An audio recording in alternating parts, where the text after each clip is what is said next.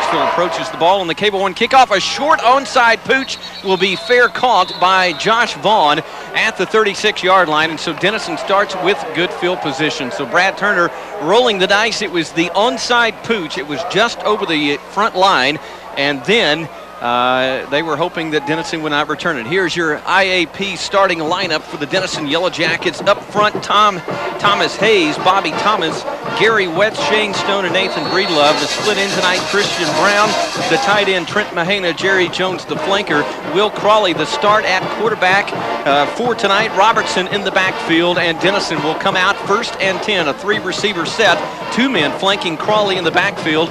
As we get underway, first snap, it's a handoff. Robertson coming near side. He'll step up after he tried to head left, stepped up into the hole and was met for no gain. Back to the line of scrimmage, no gain, and it'll be 2nd and long. And Monte, tell us about IAP.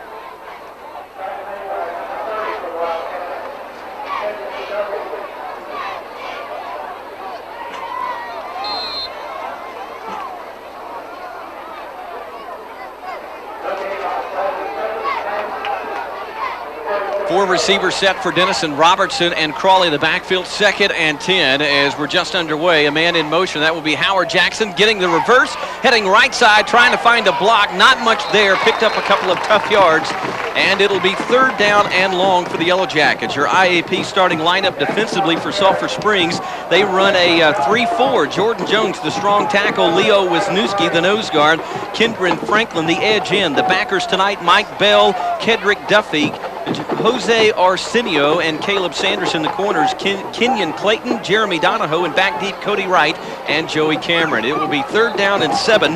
Denison on the year in 3rd down conversions, 25 of 54. That's a .463 percentage.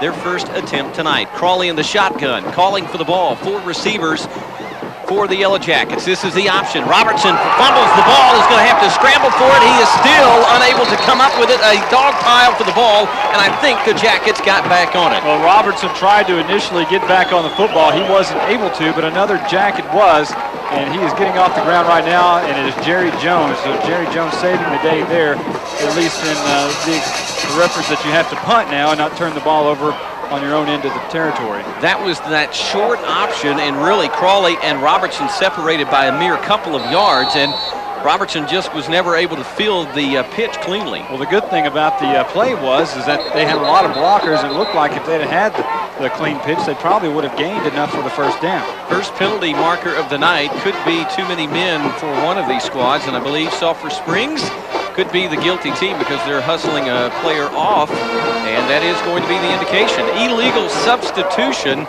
for 12 men on the field, and that will certainly help Jerry Jones' punting efforts. It's going to be marked at around the 40-yard line. Back deep for the Wildcats will be Jeremy Donohue, a 180-pound senior defensive back. He will be the lone return man for the Wildcats. We'll see if they have the block on or if they are just simply going to put the return on. Jerry Jones standing at his 25-yard line to await the punt, a 35.9-yard average for Jones this year on 12 kicks. Good snap, and here comes some pressure, but Jones gets away with beauty. This is a spiraling kick. Donohue will take at the 23-yard line. Heads left, comes back right, and the Yellow Jackets are going to be there. He's going to try to break and tackle around the 31, and he'll be dogpiled down to the 31. A late flag comes flying in. We'll have to check that. Good punt by Jerry Jones. Yeah, it definitely was. Good coverage down there. Ronnie Powell, the first man to hit him, really laid a stick on him, but he was able to fight through that and gain another yard or so. Smith really looks powerful with his legs. We'll check the flags momentarily. It's going to be a holding indication against the return team, the Wildcats. And Monte, let's talk quickly about the keys for a Yellow Jacket win. When you look at the starting offense, it's very apparent Denison has to stop the quarterback. They have to stop the fullback for Sulphur Springs. And I think Denison has to get off to a fast start tonight. I think that if Denison can accomplish those 3 things, they probably have a pretty good chance to win. Yeah, they've got to control the line of scrimmage with the big boys up front, Vincent Rhodes and company. Speaking of Vincent Rhodes and company, your IAP starting defensive lineup, Malcolm Allen, Vincent Rhodes, Brent Lemons, and Anthony Hines up front. The backers, Brandon Hubert, Chris Hackworth, Raymond Smith, and Brent Hubert. Marcus Davis, the left corner, Ronnie Powell, the right corner, and Jeremy Grimes and Corey Robertson will split time. Robertson getting the call on 1st down from the 19 after the mark-off. It will be Ryan Henry, rather, and he will hand it off to the second man through, a tailback 25, and spills at the 28-yard line. That was the tailback for the Wildcats, Cody Wright. Let's give you their starting lineup. Shea Bunch, Patrick Morgan, Jeremy Weatherman, Charlie Vasulik, and Aaron Bowles up front. Ryan Henry, the quarterback. Trey Hall, the split end. Jeremy Godbolt, the tight end. And Clay Richards, the flanker. It will be Johan Gibbons, the fullback, and Cody Wright and Sam Smith splitting time as the tailback. Corey Robertson making that tackle on that first down play by Sulphur Springs came in. Not only do you know all about he does on defense, but he came in as the third leading tackler on defense. Ryan Henry up under center, offset eye, 2 receivers to the left on 1st and 10 for the Wildcats. This is Gibbons getting the carry. Actually, it was Wright once again. He headed left, cut it back up the middle, might have picked up a half yard, and that will be it. Brian Freeland on the stop for the Yellow Jackets, and Denison has had a pretty good year defensively. We were talking before the game, Monte. You eliminate the South Lake game, and they've got some pretty good numbers. Yeah, they really do. You eliminate that. And also, Terrell, look at the 2 losses that Denison has had, and they're both state-ranked teams and in the top 10 in their state rankings. So I'll tell you what, Denison hasn't looked that bad at all. Denison with 5 men on the front. They'll shift, and it will be 2nd down and 10. This is Henry giving it to the Sam Smith, and he is swarmed in the backfield, and thought for a moment the ball might have popped free, but that was actually Wright once again on the carry, had nowhere to go, loses 2 or 3 yards, and Vincent Rhodes was like TNT right there. Blew the play up before it ever got started. Nice play by Vincent Rhodes. Of course, he looks like he may have discarded the wrist thing that he had there for a while. He had a big cast on his wrist for several weeks, and that looks like it's gone now, so maybe he's fully healthy. Full house backfield for the Wildcats. Actually, now they'll break into backs flanking Henry, the quarterback, on 3rd down and 13. Henry rolling, wanting to throw. Pressure comes. He's going to throw on the run. It's going to be caught, but short of the 1st down yardage necessary.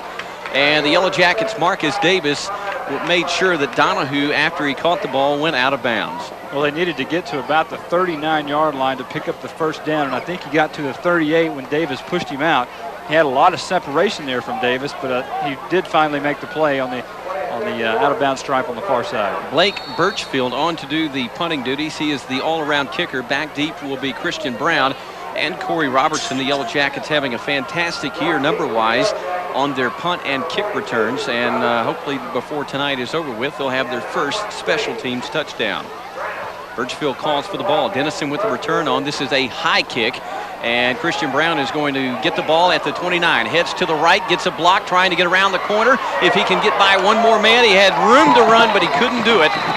And he will go down at the 29-yard line. Christian ran nearly 45 yards to pick up 0 yards on that punt return, and he was literally one man from springing the corner. Yeah, he sure was. You could tell he was trying to set up that block on the very far side. He ran laterally all across the field, not gaining 1 yard, not losing 1 yard, and was trying to turn that corner on that last block, but unfortunately that block was never made, and he got him right there at the 28-yard line. Well, any jitters should be out of the way now for the Yellow Jackets. A series under their belt on both sides of the ball. Let's see what Denison can do. 1st down and 10 at the 29-yard line. Sulphur Springs in their 3-4 defensive look. Robertson goes, actually he'll just switch sides. Crawley, the quarterback, he'll send a man in motion. That's Christian Brown.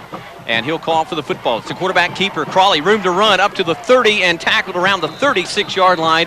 Nice job of finding the seam right there for the junior QB. Oh, my goodness. The junior QB looked like a FB. Looked like a fullback on that play as he just rammed it right up through the middle. Made contact with one linebacker.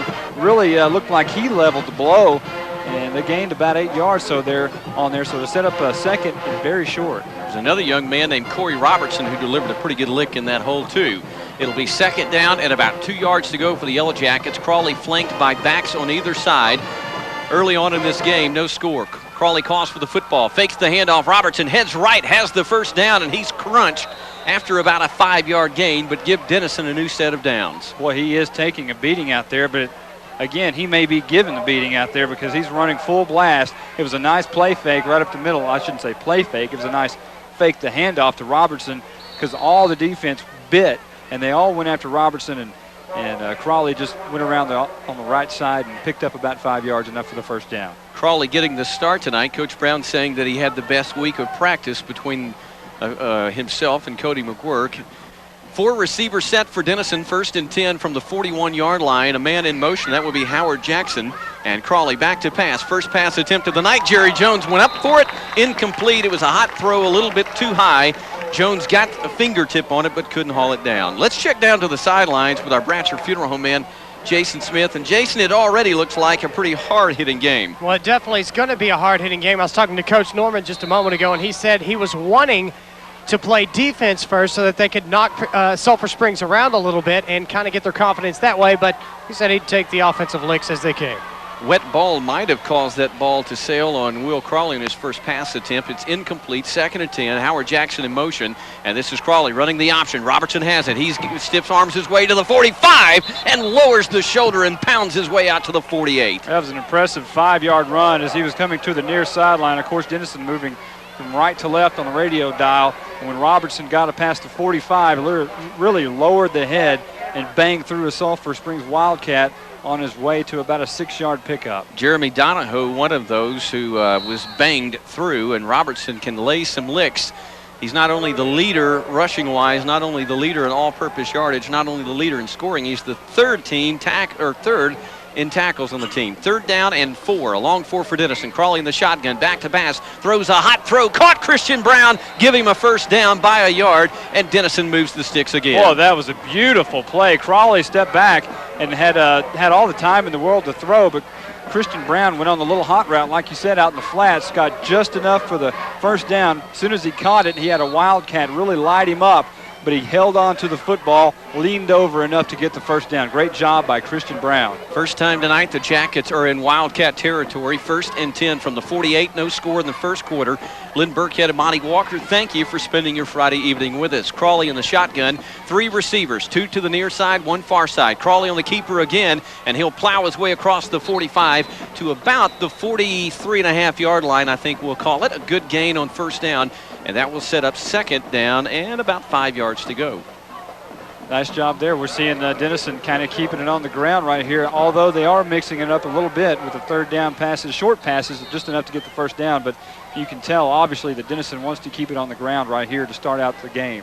2nd and about 6 yards to go. They gave him 4 yards instead of 5. 2 receivers. This is a too tight power eye set, and Robertson heading right, but flags everywhere before this one could get started. And somebody might have lined up in the neutral zone. Well, it looked like there was a little bit of movement on the left side of the line, and I think that was Vincent Rhodes and some of the guys over here, the tight end on this side, and maybe the left tackle, I think just moved a little bit too early. So they're going to mark that back 5 yards, and they'll try 2nd down again. Well, the Jackets hurried to the line and set quickly, and somebody apparently not sent. Denison doing pretty well in the penalty department so far this season. Only 5 penalties per game for 41 yards per game, and that's about half of what they had last year. 2 receivers near side, offset eye of Josh Vaughn and Robertson. Robertson toss, heading left, looking for a block. He'll weave his way back inside, breaks tackles down to about the 42-yard line. Nice job of weaving in and out for Robertson. He found the daylight, followed the blocks, and made pretty good positive yardage when it looked like he might be tackled for no gain. Yeah, and don't tell Will Crawley that the quarterback position isn't a physical position, because he got one of the best blocks that we've seen all year.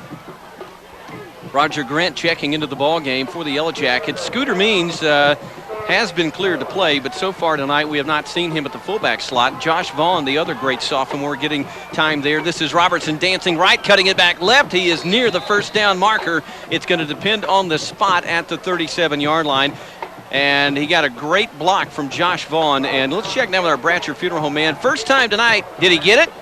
I'm going to say that he did get it, guys, just by about a half a football length from where I'm standing. Well, it was great second effort if he did. I don't know how he even kept his feet, because he was leaning forward. Looked like he was going to be down about the 41 and somehow kept them legs going. Somehow he must squat a whole lot of weight, because he kept on his feet somehow and got enough for the 1st down, and they did go ahead and move the chain. You know, we have given a lot of praise to Corey Robertson, and justifiably so, but Josh Vaughn is another budding superstar, I think, for the Yellow Jackets. This is 1st and 10. Toss, Robertson heading right, trying to get around the 40. Gets a good block on the corner, and he loses the football, and Sulphur Springs has recovered. Robertson lost the handle, and I don't even know if he knew he lost it for a moment.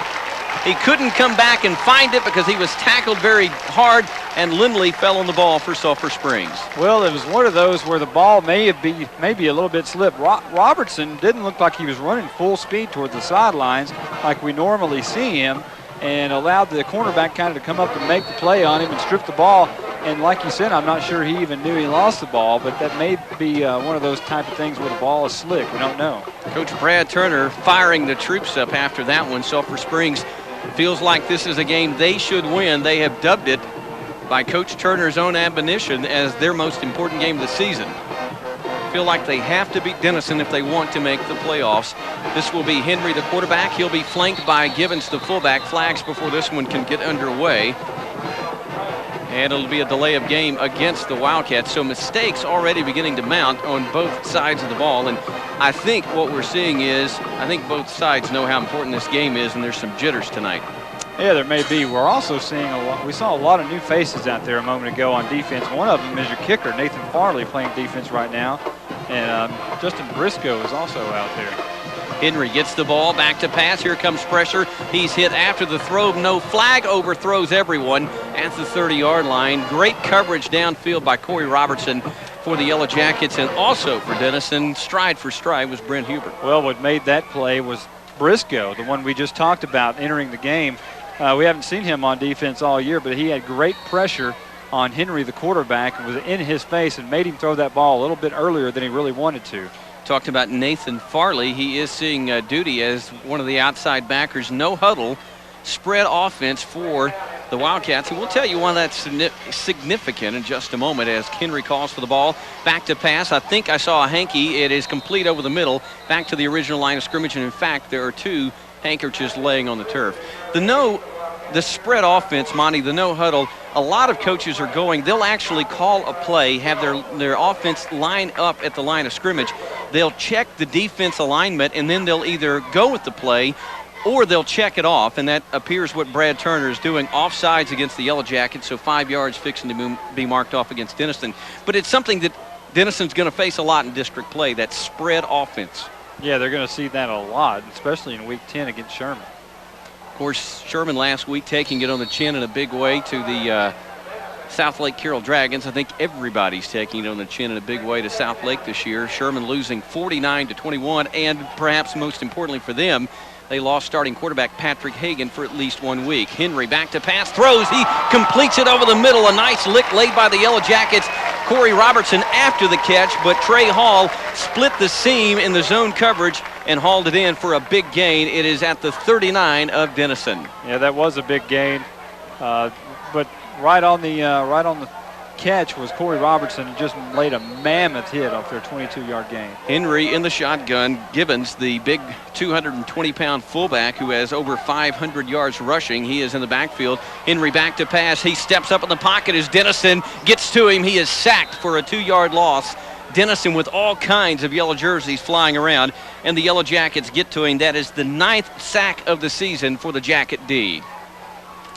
Yeah, and I think that was Mr. Vincent Rhodes that was right there on the sack. He was the last one to get up. Also, Ryan Freeland was also there. I'm not sure that's not Sean Geiger, but Freeland may be the guy who was along there with Vincent Rhodes. Again, the spread, no huddle for the Wildcats. They look to Brad Turner on the sidelines, and Henry checks at the line, flanked by two backs, 2nd and 12. This is Henry running the option, handing it off inside. A big hole for Sam Smith to the 30-yard line. He is going to be just short of the first down yardage. Henry did a nice job of selling his part of the play like he was continuing to run, but he just very deftly handed it off inside to Sam Smith, who shot up the middle. Yeah, it was a nice play. Opened up the entire defense, and luckily enough, Raymond Smith stayed at home in his linebacker position and made the stop. Sulphur Springs this year losing a heartbreaker to state-ranked Wiley in Week 1, 34-30, and they were driving inside the 20-yard line when they fumbled with less than a minute to go. They're going to call a timeout, and with 3rd and 1 coming up, we'll join them back in a moment with more Denison Yellow Jacket football. Very important 3rd and 1 upcoming for the Wildcats rather. They're 31 of 65 coming into the game tonight, 47% third down completion, and they'll try to get another here at the Denison 30-yard line. Tight look to the right. Henry up under center, sends Gibbons in motion. This is a toss to right. He's got the first down, lowers the shoulder, and is pummeled to the turf around the 26-yard line. And let's check down with our Bratcher Funeral Home man, Jason Smith. And Jason, this is definitely not the Spruce Timberwolves. No, it's definitely not. They're running with a lot more authority, but when you look at Sulphur Springs, their offensive line much bigger than Spruce and much more athletic, and they play much better as a team than Spruce does. They do, in fact, and they are 2-3 coming out, but a pretty tough schedule for the Wildcats as well. As we mentioned, they lose to state-ranked Wiley, also losing to a very tough 5A Longview Pine Tree and to Mount Pleasant, one of their former arch rivals. 1st and 10 from the Denison 26, a man in motion. Henry in the shotgun, flanked by Gibbons. Calls for the ball, flags on the play. This one's not going anywhere. And the receiver probably wishes that the official had stopped things before he paid the price. Sam Smith caught it and was leveled on the corner. Yeah, he was leveled by Raymond Smith again, the linebacker out there. But as soon as the ball was snapped, the referees threw the yellow flag, and it looks like it's going to be a legal motion against Sulphur Springs, so they'll move it back. Penalties already beginning to mount up in the first quarter. We've only got 1 minute and 7 seconds to go in the first quarter. No score in the game. But already Sulphur Springs has been flagged several times tonight. That's the 4th hanky for Sulphur Springs. Denison, I believe, has 3 of their own. So a very penalty-marred first quarter. $1:05 to go, the clock running. No score. First quarter of the District 11 4A opener between Denison and the Sulphur Springs Wildcats. Henry in the shotgun, Gibbons next to him. 3 receivers set for the Wildcats. This is going to be Henry. Play action. He's rolling to the right. Pressure comes in his face. The ball's tipped up and incomplete. The Yellow Jackets might have had a chance to intercept it. Hines on the tip. Somebody dove for it. Who was it? It was Nathan Farley who nearly came up with the interception, but a great job by Anthony Hines as he just got the big paws up in the air. Anthony Hines made a great athletic play, moving to the near sidelines, had his hands all up in the air. The ball was batted, thought it was going to be picked off, but that's just a wonderful play by Anthony Hines. Henry on the snap, rolling right, wanting to throw the home run ball to the end zone, and it is almost picked off in the end zone by Corey Robertson. He's upset with himself because he got the hands on it, couldn't come up with the ball, and Henry threw into double coverage, and I might add, very good double coverage. Oh, we'll check right here. I believe this is going to bring up an interesting 4th down. You're kind of in the situation where you're kind of in between whether you want to kick or... Oh, this is still going to be 3rd, however. Excuse me. 3rd and 15. Getting ahead of myself there. That's all right. 3rd and 15 from the 31. Henry, he is going to hand it off. Gibbons, who lost his footing rather, and Vincent Rhodes made sure that he lost it for sure. It'll be 4th down and long. There you go. There's your 4th down. Clock running, by the way, 28 seconds. We'll see if somebody wants to stop it. Yeah, they may let this one run on down. No signs of movement coming from Sulphur Springs, so this will probably be the end of the quarter with 16 and rolling. And they are apparently, at least at this point, going to go for it. Henry checking his play sheet on his wrist, and with 7 seconds to go, he steps up. 5 seconds to go. We'll see if he calls for the football. Now down to 2 seconds, and he does call for the ball. 4th down. He's going to throw it over the middle, and it's incomplete. Everybody lost their footing on that one. Yeah, the receiver down over there is Hall. Hall was the one who was going. It looks like he comes up a little bit injured as well as he's limping off the field. That's the last play of the first quarter. No score between Denison and Sulphur Springs. We're heading to quarter number 2 after this timeout. You're listening to Yellow Jacket Football on 93.1 FM KMKT. We're back, Gerald Prim Stadium in Sulphur Springs, Texas, and the Wildcats turn the ball over on downs, and Denison starts as we begin the second quarter at their 34-yard line. 1st and 10, left to right on the radio dial. The Jackets will send Vincent Rhodes in motion from a tight end spot.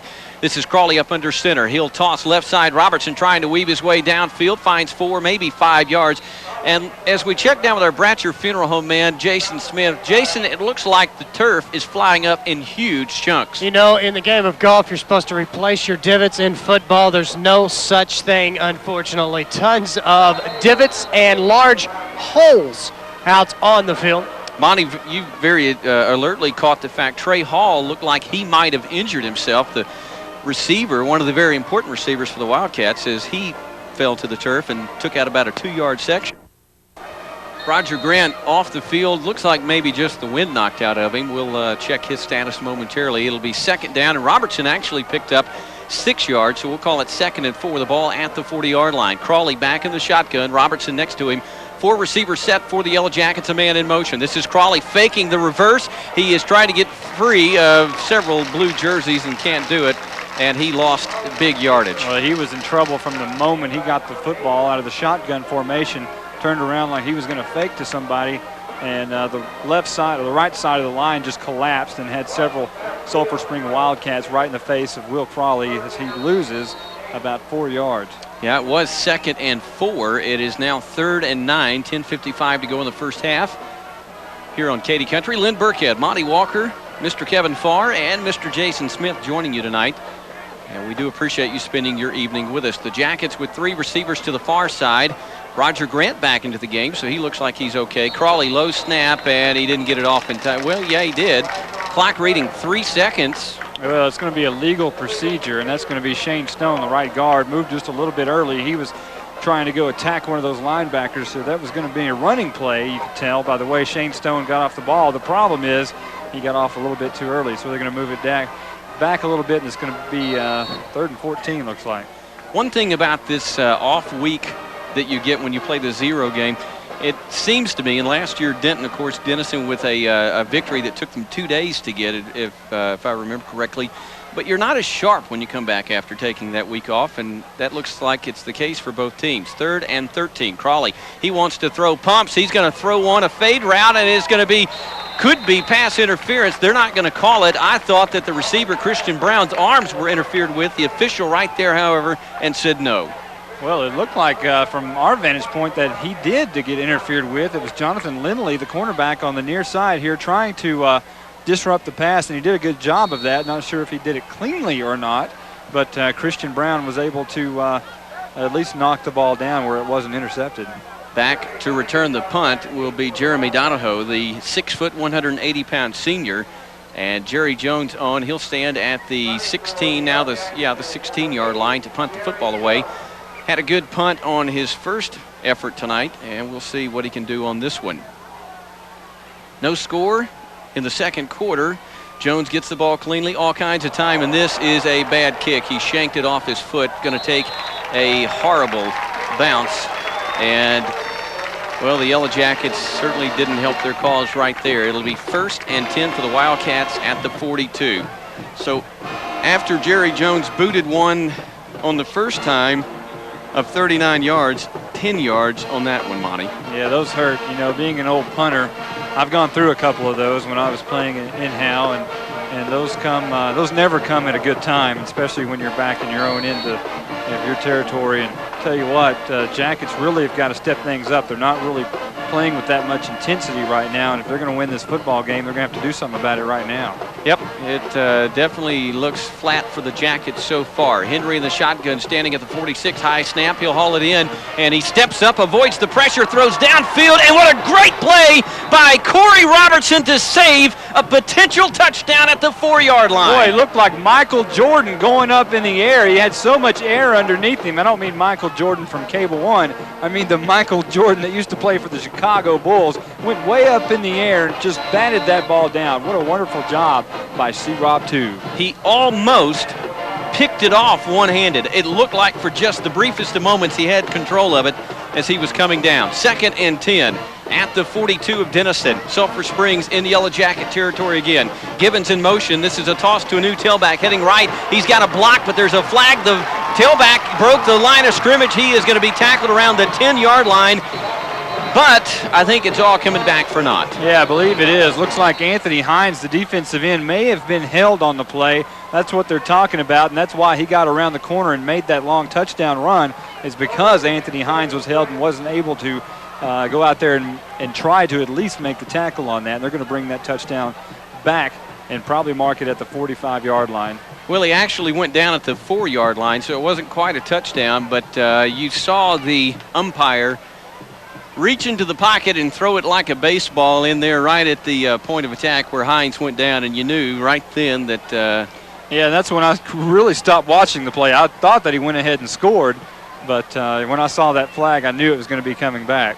The Sulphur Springs Wildcats resemble a current NFL team, the San Diego Chargers. Just imagine seeing a Charger uniform out there.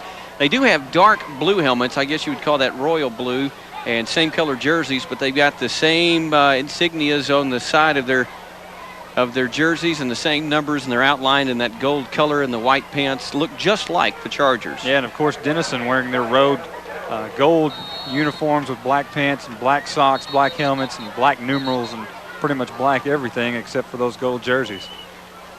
Well, we've got another stoppage in play now. They'll wind the clock. 9:45 to go in the half. No score. Denison and Sulphur Springs. 15-yard mark-off puts the ball back in Wildcat territory at the 49. A man in motion. Givens, the lone man behind Henry. He'll get the handoff. Burst up the middle. Breaks one, then two. Still going. 3, 4, 5 tackles. It took 3 Yellow Jackets to bring down the 220-pound senior fullback, and you begin to see why he has 547 yards rushing coming in tonight. Boy, he's a load to bring down now. Johan Givens also plays linebacker on defense. He is 220 pounds, and he looks kind of like Earl Campbell out there when he gets those legs moving. He got him churning that time, and what was 2nd down and 20 is now 3rd down and 5 after the 15-yard gain. Offset I formation, 2 receivers to the near side. Henry up under center will give it to the tailback. He's going to be hit at the line of scrimmage and gets maybe a half yard. Not enough for the 1st down, but it may be 4-down territory, and we've got a Yellow Jacket player shaken up in the secondary. I hope that is not who I think it is, and it is. It's Corey Robertson. He's getting up and shaking it off, but he is limping. Well, I think that may be Malcolm Allen as well. Malcolm Allen gets up a little gimpy as the right defensive end over here, but he looks like he's okay too. It'll bring up 4th down and nearly 5 yards to go. Brad Turner says, boys, let's go for it again. And so after missing it on a 4th down conversion try in the 1st quarter, they'll do it again in the 2nd quarter.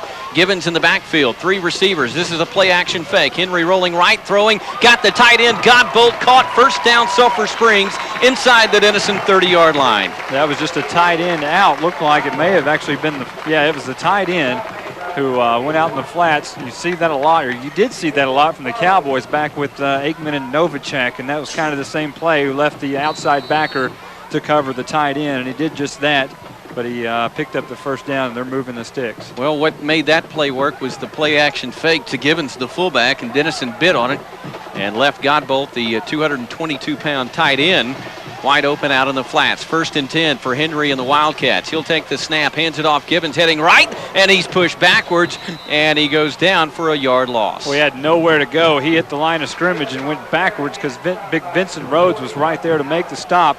And tell you what, to make a 220-pound guy stop like that and go backwards says a lot for Vincent Rhodes. It does. In fact, Alan Henry will watch a new player check in the game, Trey Hall, and he will retreat back to the huddle. 2nd and 11 for the Wildcats. No score in this game. Both teams have had scoring threats that went awry, and we've got 7:18 to go in the half, and again, no score, but Sulphur Springs threatening here. 2nd and 11 from the 29-yard line of Denison. Henry in the shotgun, rolling, pointing to throw, hit as he got rid of the ball, and I think it's complete, and what a great threading of the needle that was, and there's a Yellow Jacket shaken up because 2 Jackets pounded the receiver as he caught the ball, but Jeremy Hall, in fact, hauled it in.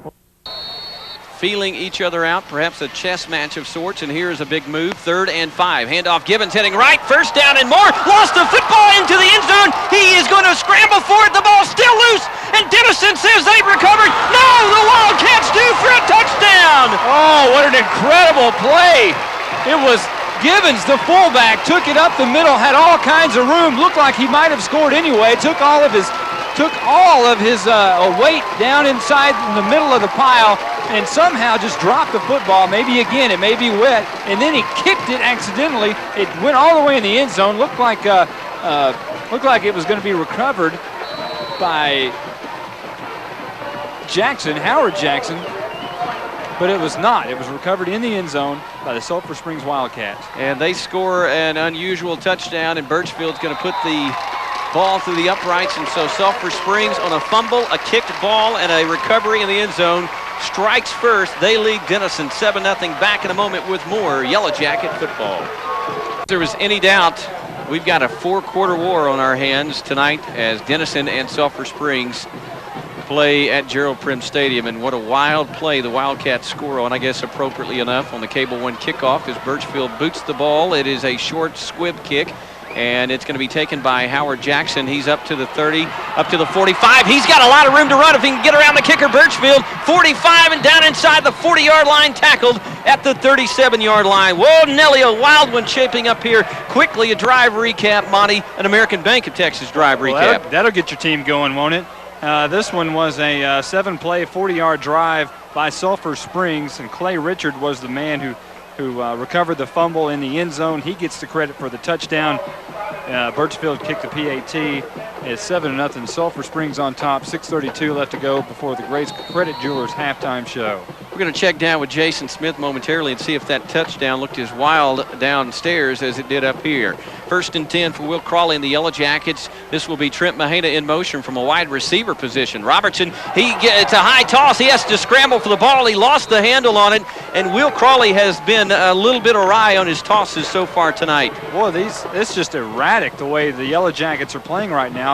It's a totally different ball club than what we saw last week. This is just unbelievable how well they're not executing. Jason, how many yellow jerseys had a chance to get that ball for Denison in the end zone? Howard Jackson was definitely leading the charge, and from my angle, he had completely corralled the ball as 4 more Denison Yellow Jacket jerseys piled on top of him in the end zone, but evidently the officials did not see it that way.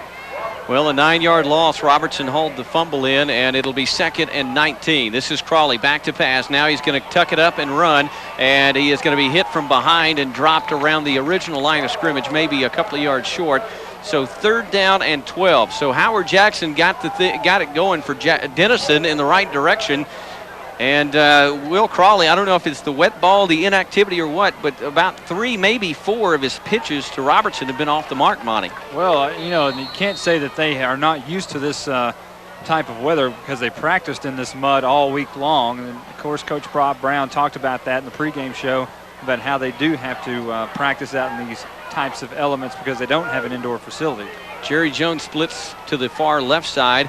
And this will be Howard Jackson in motion from the right side, and Robertson getting the toss. It's going to be reversed, and the Wildcats had that one pegged. It's going to be a loss of about 5 back near the 50-yard line, and nothing working right now for the Yellow Jackets. No, it's not. And Jerry Jones is going to have to get off a very good punt here and try to pin them deep in their own, within the 10-yard stripe.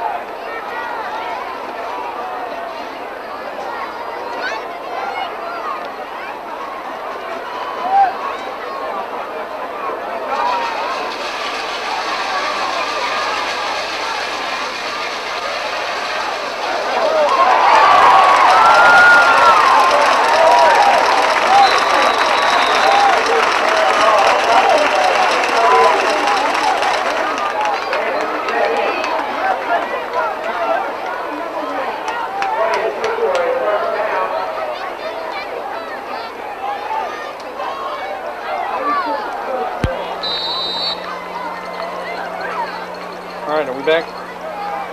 You're back. Here you go. Welcome back to Gerald Prim Stadium. While we were away, Sulphur Springs picks up a first down. This is going to be a throw, and it's going to be incomplete as Henry trying to get the ball out to his receiver. Monte, why don't you recap? We had a Yellow Jacket punt and a couple of first down. Well, the punt went in the end zone, so Sulphur Springs took the ball at the 20 and really struggled to move the ball. They got 5 yards on first down, and then they didn't get anywhere on second. And the big play was to Hall, who just caught a pass momentarily, who got all the way up to the 44, still in their own territory. And looks like Sulphur Springs now has 2nd and 10 to go. Third down has been the Achilles heel for the Yellow Jackets. It's 2nd and 10 now. Henry back to pass. Pressure comes up in his face. He'll step up, throws to the sideline, way out of bounds. Jeremy Hall, and it'll be, guess what, 3rd and long again. And you know that touchback, you know, it's not Friday the 13th, it's not Halloween, but it sure is kind of strange tonight in Hopkins County. That's the first touchback of the year for Jerry Jones punting the football. Well, let's talk about third downs for Denison on the year. They're giving up an average of 7 yards per third down. That's not going to cut it, especially in district play. It's 3rd down and 10 for the Wildcats. They have a good mark tonight in third down conversions, and 3 out of 6, so 50%, and that's pretty much the season average. Henry is going to give it to Gibbons at the fullback, and he's going to not get it this time. Denison hauled him in after a short gain, so 4th down and long coming up, but the Wildcats have shown a propensity to try to go for it, and the way Brad Turner's rolling the dice tonight, wouldn't be surprised to even see a fake. We've got 1:56 to go in the half. It is 7-0. Sulphur Springs in the lead. A wild and crazy one so far tonight. It has been a penalty-marred game. It has been a turnover-marred game for the Yellow Jackets. And the Wildcats, only one fumble, but it sure worked out for them, didn't it, Monte? Yeah, it sure did. Let's recap the game so far for you. The Jackets took the ball first and quickly went 3 and out and had to punt to Sulphur Springs, who they did pretty much the same thing, got 1 extra play, and they punted. Jackets took the ball and were driving really well, got down inside Sulphur Springs territory, but a fumble by Corey Robertson turned the ball over, and Sulphur Springs took over at their own 40-yard line, and that's when disaster struck for the Yellow Jackets, as on that drive is when the running back Givens took the ball up the middle. Looked like he had lots of room to run anyway, but simply dropped the ball, kicked it in the end zone. Several Jackets were there, thought they were going to recover it, but unfortunately it was Clay Richards for the Sulphur Springs Wildcats who recovered the ball in the end zone. He got credit for the touchdown on that wild and crazy play, and it was Birchfield who kicked the PAT. Sulphur Springs has a 7-0 lead. That's where we're at right now.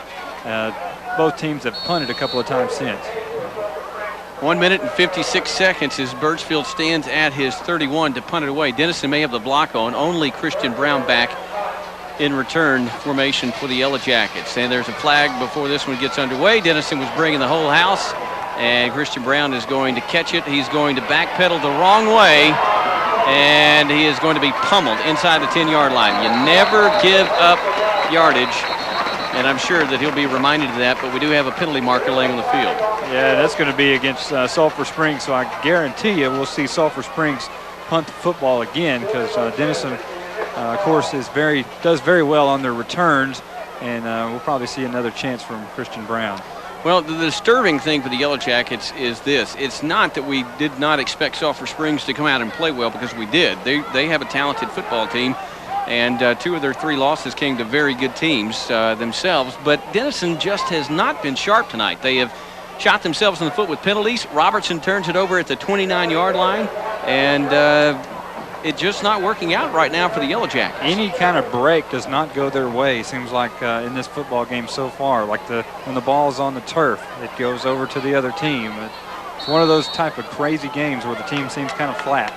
Brown will retreat again to the 25-yard line as Birchfield will retreat to his 25. And Denison coming for the block again. They almost get there. He gets away a wobbly kick, and Brown is going to take it on a hop, but he's going to try to get around the Sulphur Springs defense. Can't do it, but at least he didn't give up yardage this time, and it'll be 1st and 10 for the Jackets from their own 22. 1:24 to go in the first half. It is 7-0 Sulphur Springs in the lead And again, it was a totally wild play. Now, in all fairness, it looked like Gibbons might even have scored on that run where he dropped the ball and kicked it into the end zone. But from our vantage point, it sure looked like the Jackets had come up with the ball, but the official disagreed with us. And I guess Gibbons out-wrestled 4, maybe even 5 yellow jerseys at the bottom of the pile. That may be one of the craziest plays we've seen. That looks like something we'd see at the Voodoo Palace in Wichita Falls or something. Maybe this is Voodoo Palace East. This is Robertson, the tailback, and there will be a fullback, Josh Vaughn, in front of him, and the Jackets in a too-tight set. Robertson on the toss had to tuck the ball. It's bobbled, and it's loose on the turf, and the Wildcats have it. I thought he had hauled it in, but he does not, and with 1:17 to go, disaster strikes for the Yellow Jackets. That's the second time the ball's been put on the turf. Corey Robertson very upset with himself, kind of pumping his hands and has his fist towards the air and wondering how did that happen, as that's twice now that Robertson has fumbled, and this one is very costly because it's down in their own territory, just inside the 35-yard line or 25-yard line. Yeah, and the shame of it is Denison was just running up the middle, and we've sung the praises of Corey Robertson an awful lot, but the number one responsibility of the tailback, and I'm sure he's going to be reminded at halftime, is to take care of the football, and this one is going to be 1st and 10, Sulphur Springs at the Denison 21. 1:17 to go, handoff up the middle for Clay Wright, and he gets maybe 2 yards before he's brought to the turf. You know, I'm not sure if I'm Sulphur Springs, Brad Turner, the head coach, if I would give it to anybody other than Givens, the running back. Givens seems to be the guy with the most power, and seems like he's having the most success on the ground tonight, running straight up the gut. 2nd and 8. After the 2-yard gain, Givens will flank Henry. The ball sitting at the Denison 20-yard line. 7-0 Wildcat lead. They're trying to convert a Denison miscue into points. This is going to be a handoff to Wright, going around the right corner, and he was leveled on the corner, but a late flag flying in. I believe that will be holding. It was thrown from the back judge, and I think it was on Anthony Hines again. Anthony in pursuit over around the far sideline, and I think he got held just a little bit. We'll check that out. I believe it was Nathan Farley who unleashed a blow against Cody Wright, the tailback. But a penalty marker, and this has been a sloppy game in more ways than one. Not just the field surface, it's also been the penalties and the fumbles. Well, the Jackets have committed 3 turnovers tonight, and we're only in the first half. And you don't win very many district ball games, let alone championships, with numbers like that. They're going to have to iron those things out in the second half. 2nd and 10, or 2nd and 20 for the Wildcats after the call is made. The ball back to the 30, and we've got 41 seconds to go. Sulphur Springs nursing a 7-0 lead, and after the Robertson fumble, his 2nd of the night, they are certainly hoping to add to that lead. They'll send a man in motion. That'll be not Wright. That'll be Hall in motion. This is Henry back to pass, screen, and it's incomplete, and there's a flag on the play. I think the flag on that one's going to be in the backfield on Givens. I think he got a little step a little bit too early. Don't know exactly. They haven't made the official call yet, but we'll see in a moment. I believe that's going to be the call against Sulphur Springs. Well, if you were wondering which team was the real Denison Yellow Jackets, the one that lost soundly to South Lake Carroll or the one that beat Dallas Spruce soundly, the answer, at least at this point, looks like it's probably somewhere between those two. Denison not sharp in the first half, and I'm sure Bob Brown is going to let the troops know about it at halftime. They probably will decline that penalty, and it'll set up 3rd down and long. Most importantly, 37 seconds to go in the half. So a big couple of plays coming up for the Denison defense. A man either side for the Wildcats, 2 tights for Allen Henry, and Gibbons behind him. And this is going to be Henry. A quick drop, throws. It's going to be caught inside the 10. There's a flag on the play, and I think it's going to be interference against Denison. And 2 weeks ago, Solari, Denison never could figure him out. And tonight, Jeremy Hall is the mystery man for the Jacket defense. Yeah, he sure is. And on the coverage was Marcus Davis. Marcus got there a little bit too early, tackled him actually before the ball got there. Somehow Hall made the catch anyway, and now that's very costly, as it's going to move the change for a 1st down with only 32 seconds left to go in the half, but Sulphur Springs only 9 yards away from pay dirt. Yeah, that one really hurt right there. Jeremy Hall has crucified the Jackets so far in the first half. He has been the man. for the Wildcats. This is going to be a play-action handoff inside. It is going to be a Wildcat touchdown. That was an old cross trap right through the middle. Brought the tackle across there, handed off at some kind of an inside reverse, but they call it a cross trap. And it's going to be a touchdown for Sulphur Springs. As you don't want to get down too much already here at half. It's 13-0. Sulphur Springs on top, awaiting the PAT, and Denison doesn't want to find themselves in too much of a hole here, and if they don't watch out, they may do that. Well, they're in a deep hole with the field conditions the way they are. Sulphur Springs will get the ball to start the second half, you would almost bet, because they deferred. And this is Birchfield on for the PAT. He has made it a 14-point lead.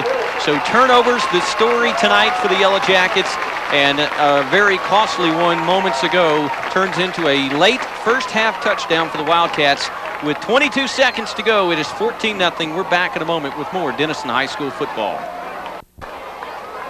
We're back at Gerald Prim Stadium, and the home crowd, they're very excited. The visiting crowd not, and that's because Denison trails 14-0, 22 seconds to go in the half as Birchfield lines up. This is going to be a kick to the sidelines. Anthony Hines at the 21. He'll come up the field, tries to find some blocks, and the Wildcats, boy, they're a pretty speedy bunch. Hines will struggle his way out to the 36-yard line, but with only 12 seconds to work with, I'm not sure if the Jackets won't just take the knee and go to the locker room. Let's give an American Bank of Texas drive recap, Monte. Yeah, after the Corey Robertson fumble, Sulphur Springs only had 22 yards to go, and they did it in 4 plays. Took 55 seconds off the clock, and it was an 8-yard touchdown run by Keenan Clayton that scored for Sulphur Springs. They now have a 14-0 lead, 12 seconds to go before the Grace Credit Jewelers halftime show. There is a flag on the play, and it's going to be against the Wildcats. That's hard to believe, a flag tonight. That is kind of strange. I think between these two teams in the first half, there's been well in excess of 10 penalties now. And the turnovers beginning to mount. Unfortunately, they've been mostly on the Yellow Jacket side. And Birchfield comes to the line. You know, he's going to hit that ball before the night's over with, because they're doing that little quail where they all run up to the ball, and he's stopping less than a foot. This is a squib kick, and it's going to be taken by Robertson. He's going to have to haul the ball in. 35, 40, trying to find a block. Look out, 45 to the 50, 45, down to the 40, trying to find more blocks inside, and that's going to be too bad. Well, wait a minute. They're going to say 1 second on the clock. Robertson went down at the 31-yard line. Robertson tried to find a block back inside on a big kick return. He found what he needed, but Sulphur Springs' backside pursuit got there. And Monte, what do you do here? You got a second left. Do you try a long field goal, or do you go for the end zone? Well, in the muddy conditions, I don't know if you would actually want your kicker to try to kick one of these. I think you've got to throw it up. You know, what have you got to lose? You got 1 second. You're down by 14. You could get a cheap touchdown here if you just throw the ball. But if you throw it, you need to throw it in the end zone. Well, it was a great return by Robertson. And we'll check the yardage and give that to you momentarily. 44 yards, certainly not his longest of the year, but almost went for his first touchdown. One play, and then we go to the locker room. It's 14-0 Sulphur Springs. Will Crawley hoping to trim that. He's going to throw it. He's going to throw it downfield, and it's going to be incomplete, perhaps intercepted, and it is intercepted on the final play of the game at the 10-yard line. The ball never had a chance.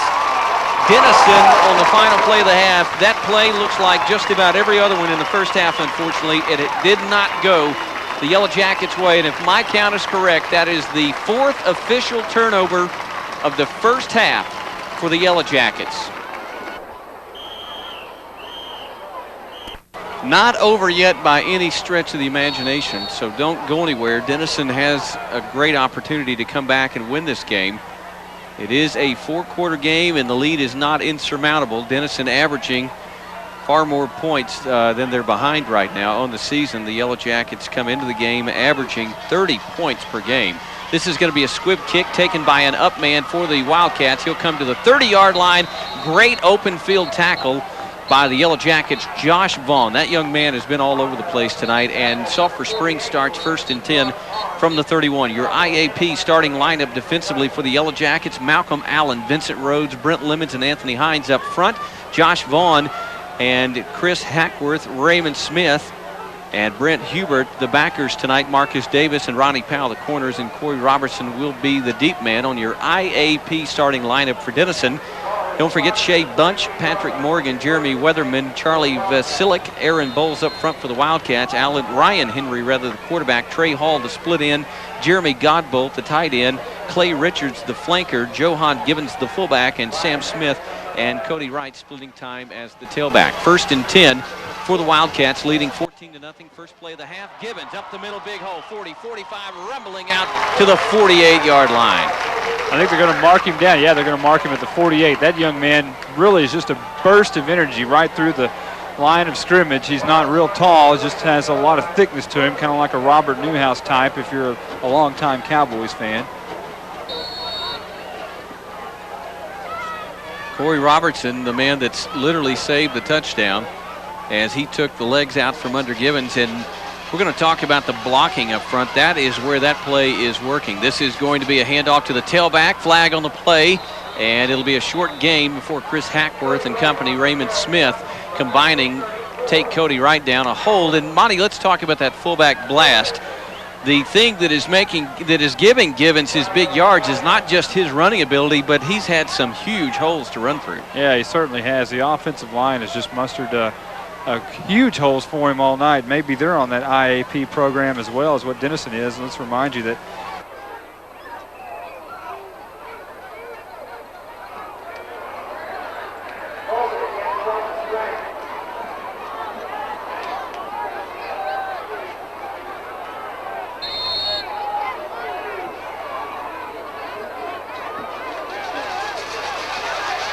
a holding penalty against the Wildcats, their 8th hanky of the night, and Clay Ryan Henry will step up under center. He's going to throw. It is almost picked off and dropped. That was a touchdown for the Jackets. Denison's. You may be getting a little carried away there, Lynn, but I see where you're going. It was Nathan Farley who had the football there, and he dove for the catch. The ball just kind of squirted in and out of his hands. I don't know how maybe he could have caught his feet. Maybe he could have scrambled on in there. I don't think he even dove for the ball. I think he lost his footing, and that's what I was trying to say is if he had caught the ball, I don't know that anyone would have gotten within 10 yards of him, and he dropped a sure interception. So it's still not going the way of the Jackets. This is Henry, and he's going to hand it out. Ball on the turf. Denison is recovered. Robertson down the sideline. 30, 25, 20, 15, 10, 5. Stick it in the end zone. Put it on the scoreboard. There's your defensive break. And the Yellow Jackets are on the board. Oh, the Yellow Jackets are going nuts. There's the spark you wanted. The ball is now bouncing the Yellow Jackets' way. Robertson picked it up in midfield, scrambled all the way down the sideline, had nobody in sight of him. 45 yards, Kevin Farr tells us. The Jackets are on the board. And how about that for a break, Lynn Burkhead? Yes, sir. There's your defensive spark, and Denison suddenly back in this one.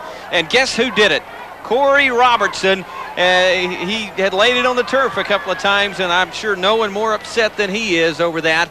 And let's see, will Denison go for 2? Farley in, McGuirk to hold, and now they'll break the swinging gate.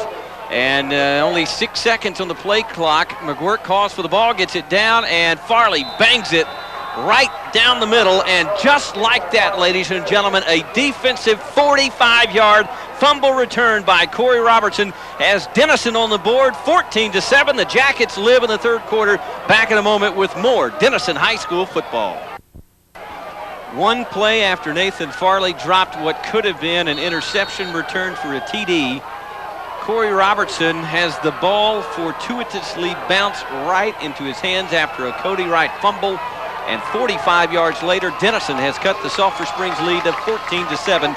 Farley with the PAT. He will boot it on the Cable One kickoff, a squib kick down the middle taken by Donahoe at the 18. Trying to find his blocks, and he is going to be pinballed around the 30. Still churning, however, and got out around the 36-yard line before he's brought down. Yeah, I was taking a look at a couple of those guys, Donahoe and Givens. Tell you what, those are some pretty beefy guys when it comes around the legs. They look like they squat about 400 pounds apiece.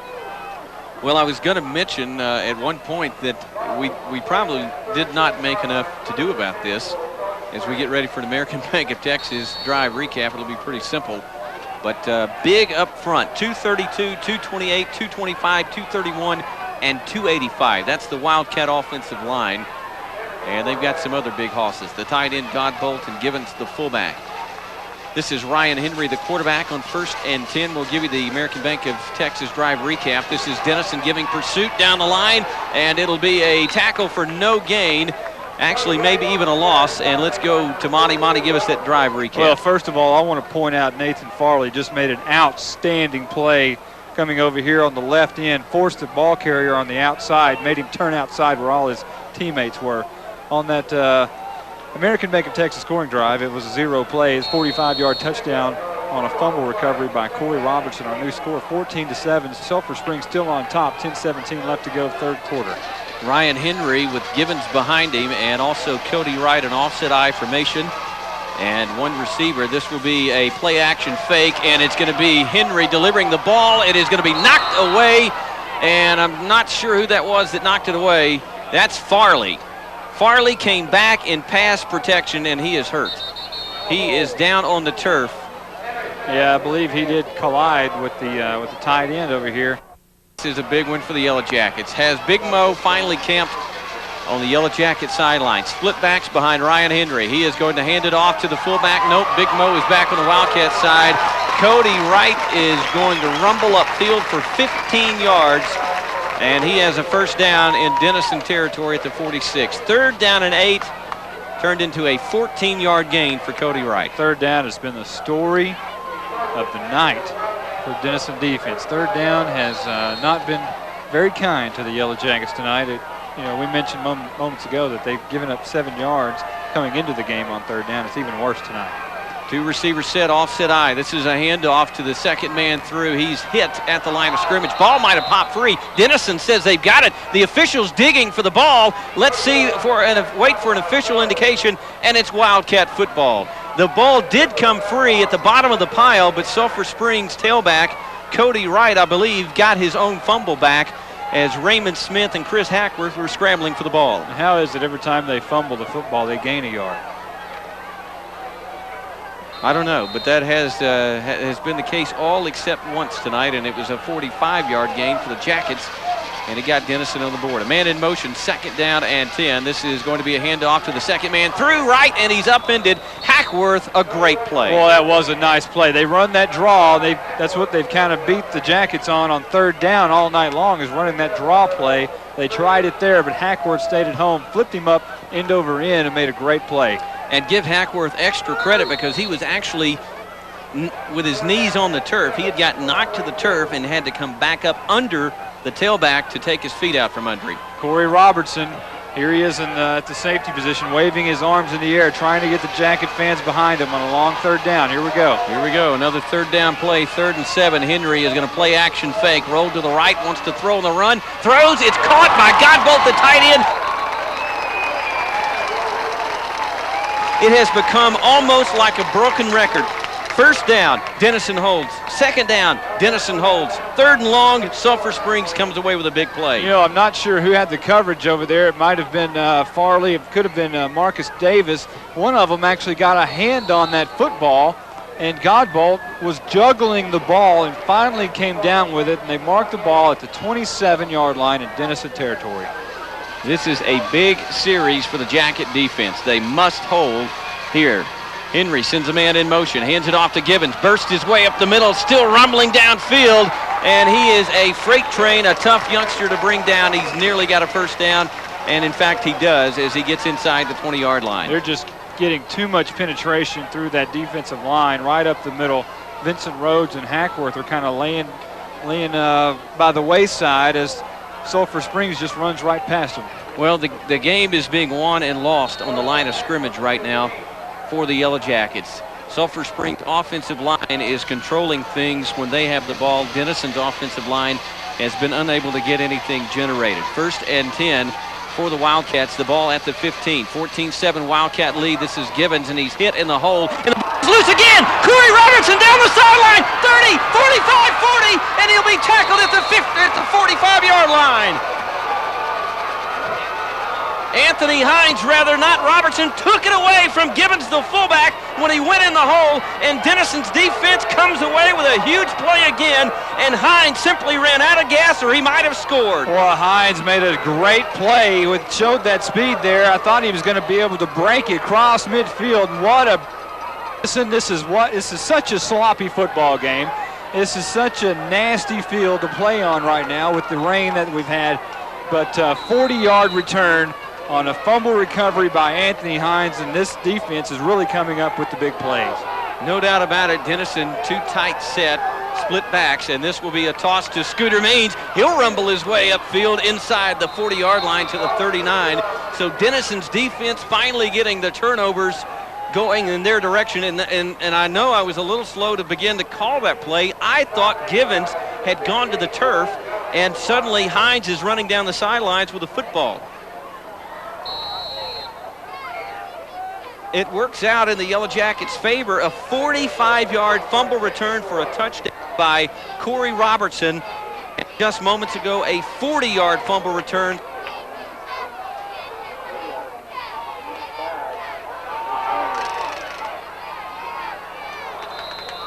Through him, Trent Mahana had a step on the defender at the 20-yard line. Crawley did an unbelievable job selling the play fake, but he simply overthrew Mahana. Yeah, he sure did, and this is going to bring up a crucial third down so far, or already here in this third quarter. 7:12 left to go in the third. Sulphur Springs still on top 14-7, but you can almost feel the momentum changing, and you can almost feel Denison knocking on the door, put this ball in the end zone and tie this thing up.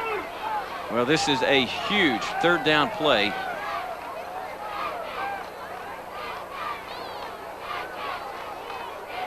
Jackets in tonight's game. Only 6 seconds to go. They'll have to snap it in a hurry. Crawley is going to toss it Robertson. Robertson weaving his way to the right, and it's going to be close. He's got the first down by about a half yard, and Robertson looked like almost he grabbed a hold of a lineman's belt and said, "Pull me to promised land, big boy." Well, he was pushing and pulling all his way there, and he kept those legs churning in second, third, and fourth efforts. Moves the chains down. Bratcher Funeral Home sideline man Jason Smith got a bird's eye view. Jason, Big Mo on that sideline. Well, she's starting to make her way over here. I wouldn't say it's all the way over here yet, but it is starting to bounce the Jackets away a little bit. Maybe it's a little bit past midfield over there. Only 4 first downs of the night for Denison, but that one is very important. This is Means heading right. He'll weave his way back inside, mudding his way for about 6, maybe 7 yards. Scooter Means business right up the middle. Gain of about 5, and I tell you what, Means runs so hard right through there. And when I say Scooter Means, I do mean Scooter Means business. Yes, he does mean business. And I guess you might be able to call him the Yellow Jackets mutter in the backfield, because he is just rumbling through what looks like nothing. Just a pile of bodies, but he's picking up positive yardage. And what was a very boisterous Sulphur Springs home crowd at homecoming has gotten very quiet. 2 receivers will split out, but hold everything. Flags before this one can get underway, and there was plenty of time on the play clock. And I think somebody's guilty of having 12 men on the field or substituting wrong, and it is against Denison. Illegal substitution is the penalty, and 2nd and 5 is now going to be 2nd down and 10. Actually, it was 2nd and 6, so or first it was 2nd and 6, now make it 2nd and 11 after the 5-yard walk-off. Well, when momentum is starting to head to your sidelines, you need to stay away and stay clean and not have penalties like that. Crawley to the line of scrimmage. He is rolling to the near side, throws on the run, and never had a chance. He was hit after he threw, but no flag, and there was tight coverage. Jerry Jones, the intended receiver, and Crawley has not had a good night throwing the football tonight. Sets up a huge third down play. The ball at the 36-yard line. Well, Lynn, with the wet surface and Crawley really not having a good grip on the football, seeming like so far tonight. What do you do here? 3rd and long. You try to run another toss sweep with Robertson, or are you going to put it up in the air? Offset eye, Vaughn and Robertson, 2 receivers near side. Crawley, 3rd down, back to pass, sets it up. This is Rhodes, Vincent Rhodes, the tight end. He is rumbling downfield, flag on the play, trying to find the 1st down marker. He'll be a yard shy, and I think it's going to be off for naught anyway. The back judge threw a flag toward the pile. That usually means holding against the offense. The only thing is the flag came rather late during the play. I don't know if it is going to be holding. It was a late holding call, but it was a great play call with the tight end running out of the backfield on the far sideline with nobody over there. Had some great blocks, and it is going to be a hold against the Yellow Jackets. So we'll see what Sulphur Springs elects to do here. Well, they're going to back them up, I think. At least they're moving in that direction, and they may give Denison another chance. Might not be such a bad thing for Denison. If they have to punt, it would give Jerry Jones more room to work with. Vincent, it was a block in the back, and so only a 5-yard penalty. And that will set up 3rd and 15. Denison with another crack. I was going to mention earlier tonight that Denison had not really gotten their tight ends involved in the offense, and they certainly got big Vincent Rhodes involved that time. 3rd and 15. 2 tight set, offset eye of Vaughn and Robertson, a man to the near side. Denison trailing 14-7. This is going to be Hines. It's on a reverse. He is heading right, cutting it back to the left. He's still got room to run. It's going to be near the marker. I believe he's going to be about a yard shy. It's going to depend on this spot. Will Crawley slow to get up. Jason, did he get it? Yes, of course he did. All right, Jason Smith, I like it when you come up with those. Oh, man, what a call by Coach Bob Brown. A little dipsy-doodle reverse there, and Anthony Hines with great running speed and great moves comes up with the 1st down, so a nice job. And great vision because he found the seam he needed back to the inside. So Denison trying to come and tie this game up in the 3rd quarter. They'll take a timeout. 5:08 to go in the 3rd quarter. 14-7, Sulphur Springs leading Denison, but the Jackets on the move. Back in a moment on Katy Country with more Denison Yellow Jacket football. This will be an offset eye look. Robertson, the toss. He'll go right up the middle trying to find a hole off right tackle. He might have lost the football. Somebody dove in a hurry, but he held on to it, I'm told. Let's check down with our Bratcher Funeral Home sideline man himself, but instead of Jason Smith, I think maybe we'll call him Charles Dickens. Oh, yes, Lynn, and as you can tell, definitely a tale of 2 halves working here with the Jackets. Very, very sloppy play in the 1st half, starting to get much crisper as we head halfway through, a little over halfway through the 3rd quarter here tonight. Well, this could be a huge character builder if Denison can come back and win this. This will be a 2 tight set for the Jackets. This will be Scooter Means heading left, lowering his shoulder, spinning off one tackler, and he'll pick up about 5 tough yards to set up 3rd down and short at the 16-yard line. And I believe that may be Josh Vaughn. We'll have to check in there and see who gets off the pile. No, it's Raymond Smith. Raymond Smith at the fullback position. No, it was Vaughn. Trent Mahana into the ball game for the Jackets. It might have been Vaughn. Vaughn may have had the ball there. He did a nice job of spinning out of the grip or grasp of one of the defenders. 3rd down and 2. 2 tight, power eye set. Robertson on the carry, and he's hit near the marker. It's going to depend on the spot again, and let's do it. Let's go down to Jason. Did he get it again? This time, guys, he is just a little short, about a yard short, a little less than a yard. He needed to get about 2 feet beyond the 15-yard line, and the ball is about 6 inches beyond the 15-yard line. Literally 4th down and less than a foot to go for a 1st down. This is the biggest play of the ball game for the Jackets so far. 3:33 to go in the 3rd. Denison going for it on 4th and short on the season. The Jackets 5 out of 8. 2 tight, power, and offset eye set for the Yellow Jackets, and somebody for Denison jump. Oh, you just can't have mistakes like that in a big football game, and they're still sorting it out to see which team it's on. Sulphur Springs is pointing the other way, saying it's on Denison, and I'm going to tell you what, that'll shoot yourself right in the foot every time. It is going to be illegal procedure against the Yellow Jackets. I think Denison was arguing that center Gary Wett snapped the football to Crawley when he saw the motion across the line, because clearly Sulphur Springs came across. but they were drawn off by a flicker of motion on the offensive line. And 4th and 1 foot is now 4th down and a long 5 to 5.5 yards for the Jackets. Still a big play. The Sulphur Springs crowd over here was on their feet on that last play, getting ready to set up the 4th and inches. They're not so much on their feet here, but still 4th and 6. Will Crawley says we need more time. He calls a timeout with 4 seconds to go on the play clock. Play of the ball game with 3 minutes and 2 seconds to go in the third quarter. Play of the game so far. And this is going to be Anthony Hines, halfback pass, throws to the end zone, got a man in the end zone, it's caught! Stick it in the end zone! Put it on the scoreboard! Jerry Jones, I believe, gets his first, it's Christian Brown, rather, touchdown Yellow Jackets! Nice job by Christian Brown and a great pass by Anthony Hines. Coach Brown pulls out the trick bag. We've seen that play once before. And I tell you what, we thought it was going to be a pass. We didn't know it'd come from Anthony Hines, though.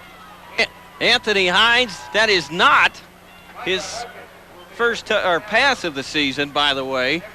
And it is not his first touchdown pass of the season.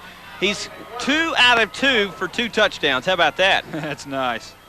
Farley on for the PAT. It was Christian Brown, and Farley has tacked on an extra point. And after 14-0 first half by Sulphur Springs, it's all Denison in the third quarter. And with 2:56 to go in the third, 14-all, Wildcats and Jackets will sort it out when we come back.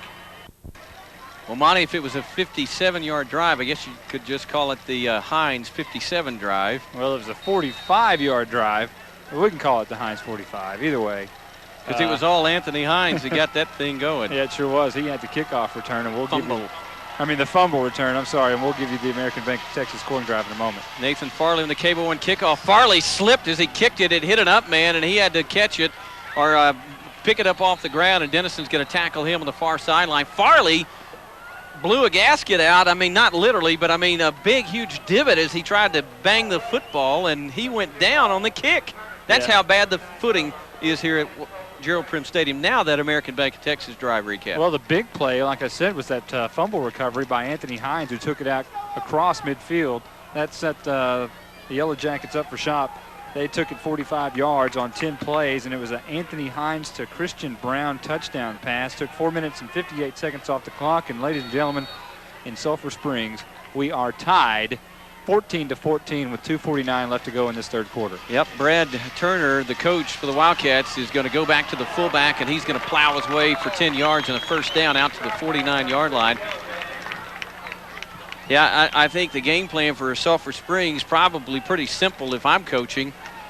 Denison has not been able to stop that fullback trap all night long, and I think I'd just turn around and give it to him all night. You know, I think I would too, and I don't know why they simply have not been doing that for the most part of this game, because it's hard to stop him. He's one of those guys who runs right up the middle, and they've been able to trap those 2 linebackers. Of course, Johan Gibbons did fumble it, and that was the Hines fumble return. This is a handoff to the running back, and he picks up 4 or 5 yards before he ran into a brick wall, a Yellow Jacket linebacker. Yeah, it's Brent Hubert, the linebacker. He was the brick wall in that play. Stopped at the 46-yard line, so that'll set up second and about 6 yards. And, you know, I literally mean a brick wall, because he was running full speed, and all of a sudden he was just stopped in midair after that collision. So it'll be 2nd down and 5, the ball at the 46-yard line of the Yellow Jackets.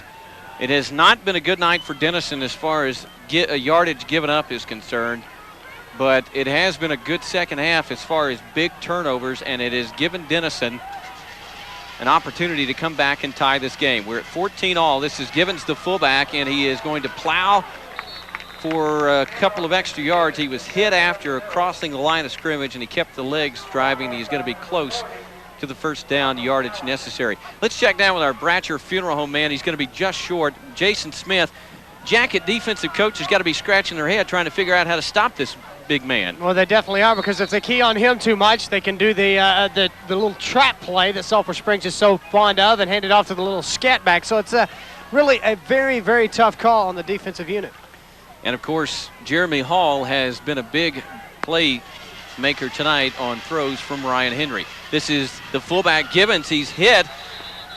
He got the first down. He didn't get much more as he got to the 40-yard line, but he is going to pick the first down up and a new set of downs for the Wildcats. Well, then that was a great play. They had me faked out all over the place. They ran a little quick hitter inside. It looked like he pulled the ball out and tossed it to his pitch man. I was confused. I had nowhere. It's a good thing I wasn't on the field then. I think Coach Brad Turner, as we came away from the break, he rallied the troops on the sidelines, and I'll get back to this thought in a moment. It is 1st and 10 for the Wildcats from the Denison 40-yard line. This is a toss. Sam Smith upended in the backfield. Great play. Oh, what a play by Nathan Farley. I'm telling you, he did this a moment ago, but that may be the greatest play from a defensive end that you could ever see. He broke through and shook off the blocker, really got rid of him, ran right into the ball carrier, made a nice play and a loss of 5 yards. Wonderful play. You can't get any better than that. Well, I was going to say that the game is probably, from this point forward, going to be up to the Yellow Jacket defense to win, because they're going to have to figure a way to stop the Wildcats. This is going to be a reverse. Denison has it sniffed out, but they let the tailback get loose at the 50. He's coming down the near sidelines and goes out of bounds. He is going to pick up about 4 yards on what should have been a 10-yard loss. Boy, it should have been. One of the Yellow Jackets had him in the backfield, really roped him around the collar, was going to throw him down, but somehow he slung him too many times around, and he somehow caught his foot, came up back to the near side, gained 4 yards. And I think it was Nathan Farley who did the slinging. He's kind of upset with himself. Keenan Clayton, the wideout, on that reverse. And guess what, Monte? Third down and 12. Gibbons will flank Ryan Henry, the quarterback. A 4-receiver set, a 14-all game, 3rd and 12 from the Denison 42. Henry back to pass, hit in the backfield, and he's sacked. And this time, Denison says, no, sir, you will not get the first. The combo, Raymond Smith and Vincent Rhodes, both guys right there. I believe Smith was there first. What a great defensive play and a great defensive stand by the Yellow Jackets. And if Big Mo was walking over to the Jacket side, she's made it all the way over there now. Let's hope she stays on it. Denison going very enthusiastic. We're heading to what is known Jacket Quarter. And if it is, Denison will get a win in the District 11 4A opener, because after 3, nothing decided from Gerald Prim Stadium. 14-all, Wildcats and Jackets. Back in a moment with more Denison High School football.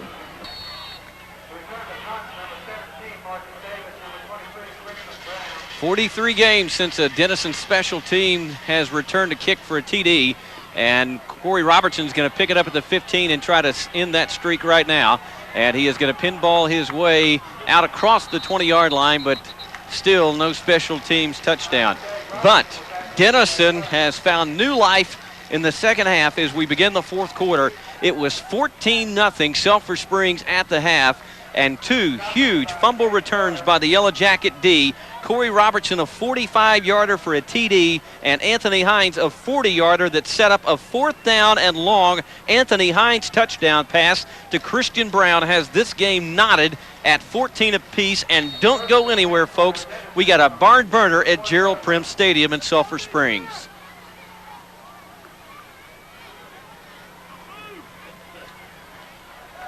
We'll give you just a moment to get ready for the State Farm trivia question as we go to 1st down and 10. Play action, Crawley back to pass. He's going to loft one downfield, trying to get a man, and it's going to be incomplete on the far sideline, and that is going to be the Yellow Jackets' Trent Mahana coming up short as he dove for the football. Well, Mahana was really molested over there by Jeremy Donahue, and but the bad thing about it, the ball was nowhere in the vicinity, but he was really laying some muscle over there on Mahana. And Mahana came up a little gimpy.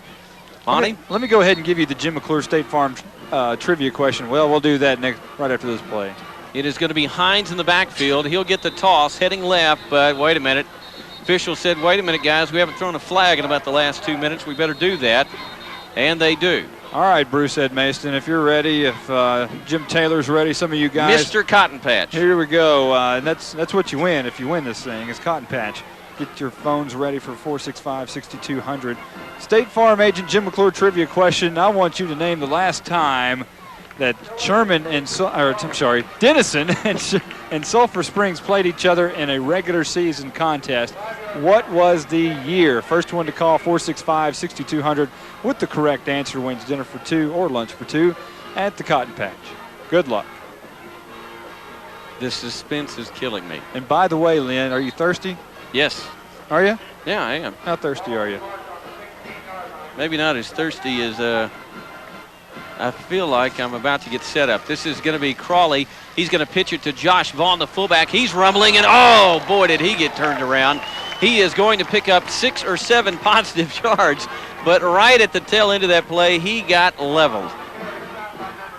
It'll be 3rd down, and let's call it 8 yards. So it will be a 7-yard pickup for the sophomore fullback who is shaking the cobwebs out. This is a big play here as we are in the 4th quarter. 11 minutes to go. 14-14. Denison and Sulphur Springs. The Sulphur Springs fans making some noise. Crawley back to pass, rolling to the left. Now he's going to tuck it up and run, trying to find the marker. He is drugged down from behind and will be well short of the 1st down. I thought that he might have a chance to get to the marker, but the backside pursuit caught up with him, and it will be 4th down and undoubtedly punting time for Jerry Jones and the Yellow Jackets. Lynn, I asked you a moment ago, and you said you were pretty thirsty. So actually, I've got a Diet Coke right here. I brought you some water. I figured you would enjoy this. Ladies and gentlemen, it's a bottle of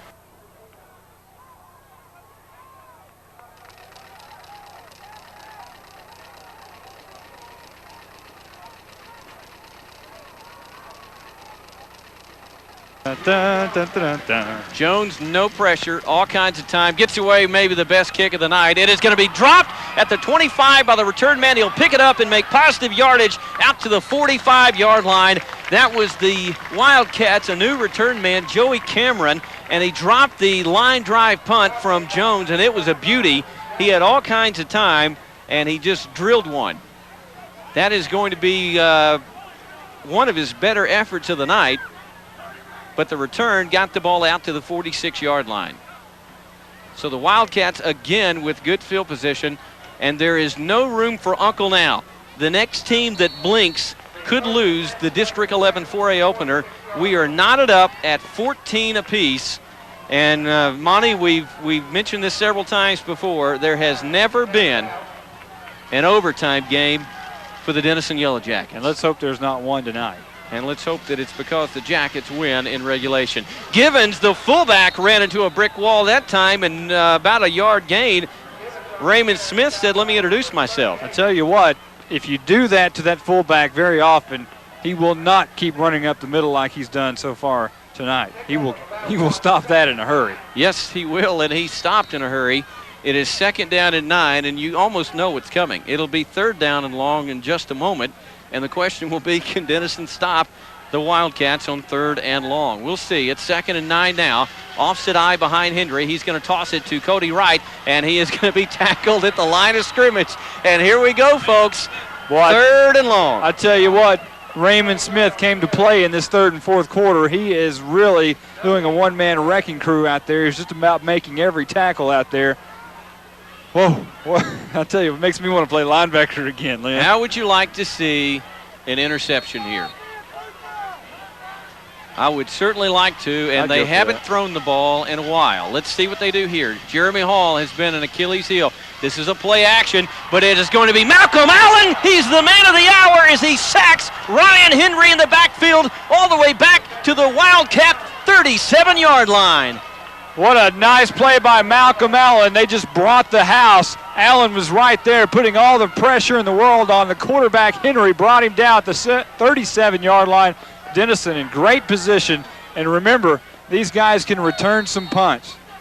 It's been 43 games since a kick return or a punt has been returned for 6 by the Yellow Jackets. Robertson and Christian Brown back. Birchfield bangs it, and Robertson's going to get a chance here. He is back to the 20, has it, going to the far sideline, trying to get a block. No flag on a block in the corner. Robertson still running, and he's tackled at the 40-yard line. What a vicious block on the corner. Oh, that may be the best block I've ever seen. One of the Jackets way back in the backfield. That's Anthony Hines really setting it up for his compadre, Chris Robertson. He knocked two Sulphur Springs Wildcats down with one block and really just leveled him. And he may have hurt himself on the play as he's not down. He's still on the ground. Quickly to the line. Vaughn and Robertson, the offset eye backfield. Mahana, the tight end.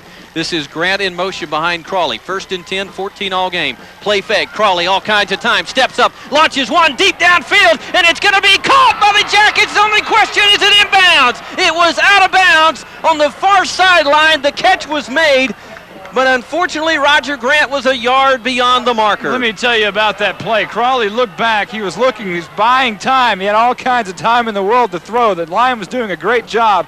The ball obviously is wet. He went to throw the ball. It looked like a Quincy Carter duck. People were in the air trying to shoot that thing down. I thought it was going to be intercepted. The defender actually had position on it because it was underthrown, and it somehow got through the defender. And I think it was Jones over there. Was that right? Jones made the catch, but he was just out of bounds. Roger Grant, I'm sorry. 8:21 to go in the game, 14 all. Fumble on the play, and the Jackets may have recovered the ball. Cody McGuirk was taking his first snap of the night as he came into the ball game, and he never got the exchange.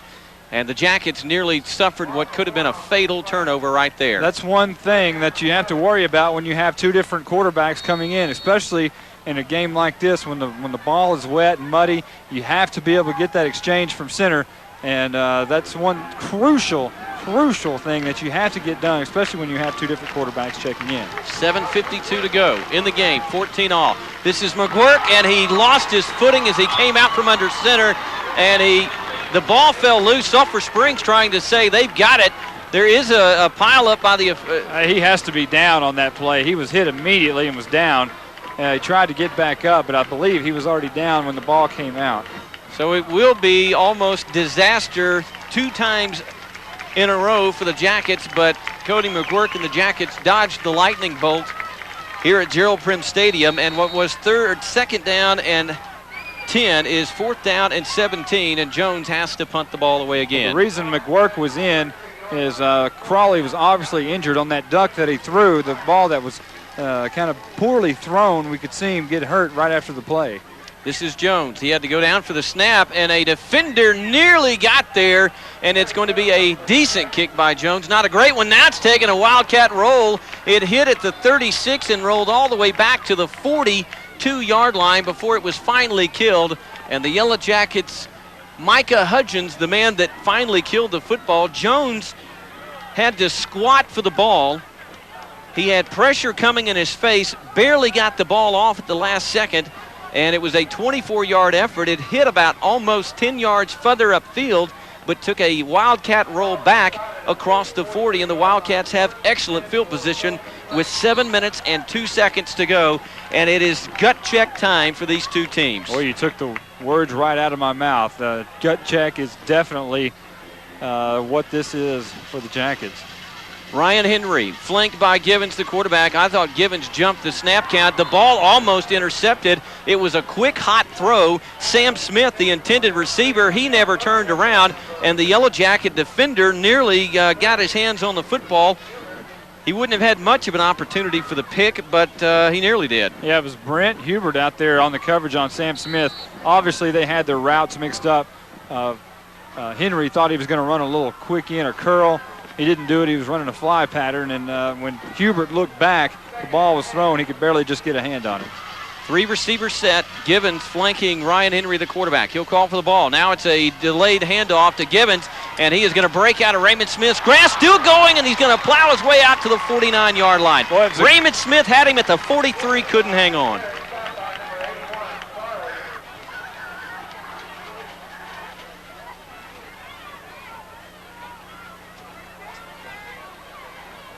Great job initially by Raymond Smith.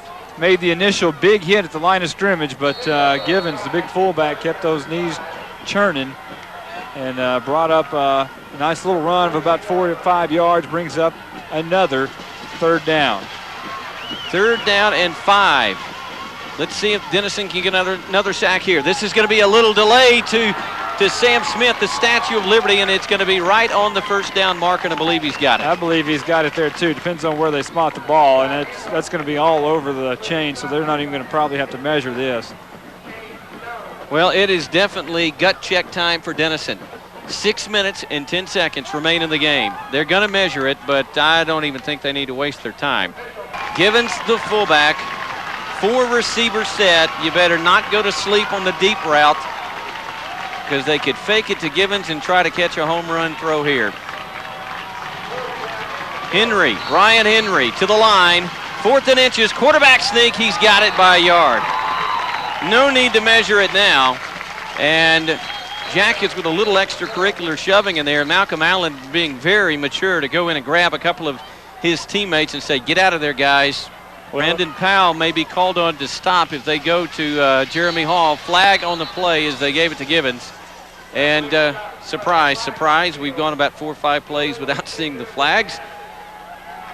And we see it that time. I don't know if it's just that the officials are flag happy or if the teams are that sloppy or a little of both. It may be a little bit of both. And the ball backed up to the Wildcat 48-yard line. Henry calls for the ball. He's going to look to the left side, throws for a haul way out of bounds. And I'm going to give Mr. Powell a lot of credit because he had Mr. Hall defended very well on the near sideline. Yeah, it was nice coverage over here by Ronnie Powell. The ball was just simply thrown over his head and out of bounds, though. No chance for a catch. But it's good to see Mr. Powell had him wrapped up.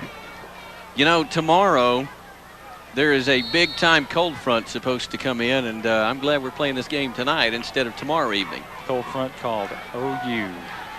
It's going to be a pretty chilly day tomorrow after the Horns defeat the Sooners. This is Henry giving it to Givens. He's got room to run, and he's going to break tackles to the 40, 35, still going, and it's a chase down the sidelines. The Jackets haul him in, but not after Givens punishes them for about a 30-yard gain. Givens has been punishing the Jackets all night long on that draw play. Hackworth and Raymond Smith have got to stay at home, fight off those guard blocks, because they're running right up the gut with Givens, and he's been able to make a move or two, and he's not a flashy guy at all. He just runs real low to the ground. He's kind of like a bowling ball, but once he gets rolling, he doesn't stop very easy. 5:29 to go in the game. And Sulphur Springs has a new set of downs at the Denison 20-yard line, 19 actually. Cody Wright in the backfield along with Givens.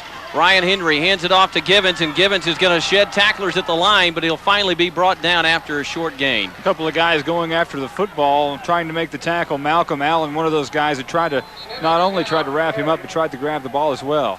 This is Henry. He is going to hand it off to Wright. Wright is going to be hit from behind and wrestled to the turf for a loss. It'll be 3rd down and 10, and the play of the ball game perhaps for the Jacket D coming up. Guess who made the stop on that play? Raymond Smith, the backer right there. We talked about him making the plays all night, but Raymond Smith was right there to make that play. Robbie Thomas also hanging around there, but Smith, the leading tackler coming into the game by a long shot. 45 tackles coming in, and he's had a bunch more tonight. And this is a huge play. No way to get around it. 4:19 and counting. Henry in the backfield, right to his left, Givens to his right, a receiver either side, 3rd down and 10. Henry back to pass. Denison with pressure backside. The throw is caught at the 10-yard line. It's going to be enough for the 1st down, I believe. It's going to depend on the spot as the receiver went to the knee. I'm not sure he got it, Lynn. He went down right at the 10. If you look across, I think it might be to the 9. We'll check down with Jason Smith. Where's he at over there? Well, from where I'm seeing, where I saw the ball spotted, he should be a yard short easy, but 4th down, 6 inches for Sulphur Springs. It's just this simple. If Sulphur Springs gets 6 inches, they've got a 1st and goal with a 14-14 all game, 4:02 to go in the district opener for Denison and Sulphur Springs. Henry to the line, and he won't even have to try because Robbie Thomas jumped off sides, made contact, and that's going to be offsides against the Denison defense. 1st and goal. How many times can this team shoot themselves in the foot? I'm not sure, but you keep doing that, you're not putting yourself in a chance to win in the district race here. And it's not a good way to start out. Well, you got to know that they were trying to anticipate the snap count because that might be really the only chance they had of stopping the forward surge by that massive offensive line. But it is now 1st and goal, the ball at the 5-yard line. 14-14, 4 minutes and 2 seconds to go in the District 11 4A opener. A valiant effort by the Jackets in the 2nd half. And it's going to come down to whether they can hold the Wildcats out, perhaps. here late in the fourth quarter. This is the handoff. Givens plowing ahead to the goal line, and his second and third effort gets him into the end zone. And with 3:58 to go, you hear the banging on the wall as the Sulphur Spring coaches get excited, and they should be. When it came down to crunch time for their Wildcat offense, they were able to get it in the end zone. And again, if this game does not work out the way the Jackets want it to, and right now it is not, as the Wildcats have upped their lead to 20-14, you can blame turnovers, penalties, and third down. Birchfield on for the PAT. Flags on the play as Denison jumped the gun again. And Birchfield will not have to kick it again because it was good. Offsides against the defense, and the Wildcats are going to decline it, and they have a 21-14 lead. 3:58 to go in the game. Can Denison rally and tie or win? We'll see in a moment. Back in a moment with more Yellow Jacket football. Anthony Hines, Howard Jackson, and Corey Robertson standing at their 20 and 15 collectively. We'll give you an American Bank of Texas drive recap momentarily. Here it is, folks. 21-14, the Wildcats with a lead on the Cable One kickoff. Denison has to come out with a win. Robertson driven back to the 5-yard line. He'll spin, gets the ball up to the 10, 15. He's got a hole, but it is closed quickly, and he is brought to the turf at the 25-yard line. Mike Bell is the guy who made the stop. Really great form tackle on Corey Robertson. Stuck his face mask in Robertson's face mask and took him down very quickly. Well, it is gut check time in American Bank of Texas drive recap. We'll talk about that gut check in a moment. Yeah, it was a 10-play, 48-yard drive that took 3 minutes and 4 seconds off the clock. It was capped off by a 5-yard touchdown run by Johan Givens, and that ups the score for Sulphur Springs 21-14 over Denison. 3:48 left to go in this football game. If you remember Stephenville, Denison with Will Crawley back in, lining up in a Stephenville formation.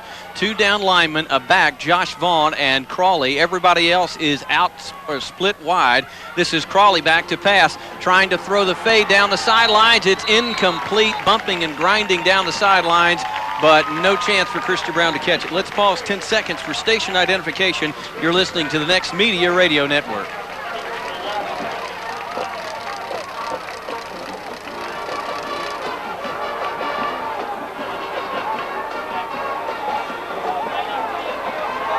Well, this is deja vu all over again. Crawley, the quarterback. This is the old Stephenville spread everybody.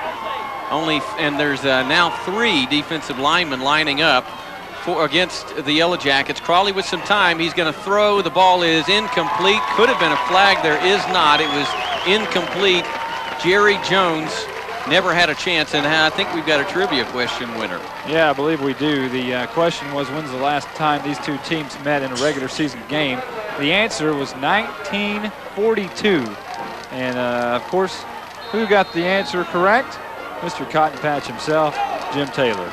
Jim, come on by the Katy Depot. We'll get you those Cotton Patch packets. 3rd and 10. Again, the Stephenville formation for the Jackets. Crawley, the quarterback. He'll call for the football, and he is back to pass. Now he's going to flush out of the pocket, have to throw on the run. Throws downfield. It is picked off, and then dropped.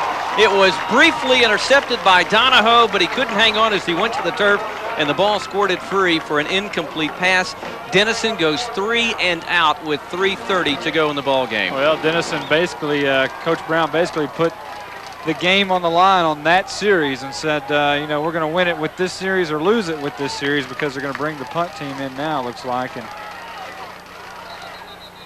with 3:30 left to go in this football game, Sulphur Springs is going to get the ball back.